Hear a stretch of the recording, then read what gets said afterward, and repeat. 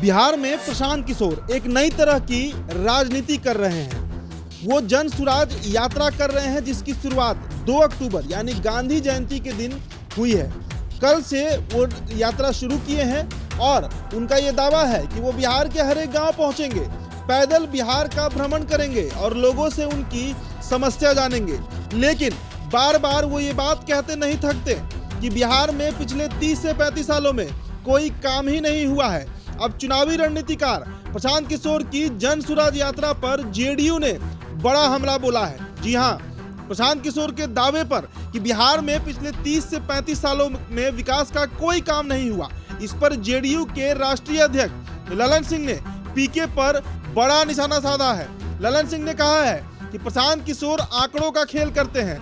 बिहार में विकास हुआ है या नहीं हुआ है, लोगों से इसका सर्टिफिकेट उनसे लेने की जरूरत नहीं है। उन्होंने प्रशांत किशोर को बीजेपी का एजेंट बताते हुए उनकी यात्रा पर खर्च हो रहे पैसे की जांच कराने की मांग की है।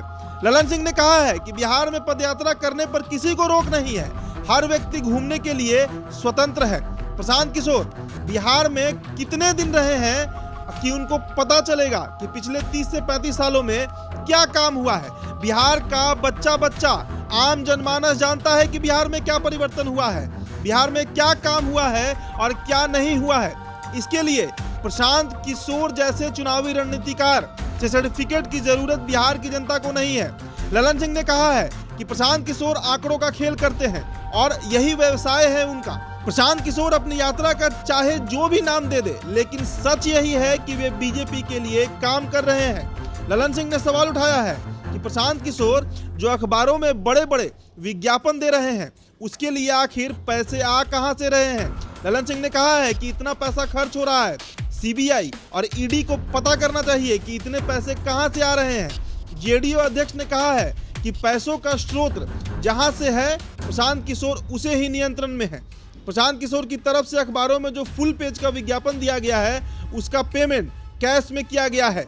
उन्होंने केंद्र सरकार पर हमला बोलते हुए पूछा है कि क्या सीबीआई और ईडी जो है वो सिर्फ लालू, तेजस्वी और विपक्षियों के लिए ही है। उन्होंने कहा है कि प्रशांत किशोर जहां चाहें पूरा घूम ले, इससे बिहार को कोई परेशानी नहीं होने वाली और ना तो इससे नीतीश कुमार की कोई छवि ही खराब होने वाली है।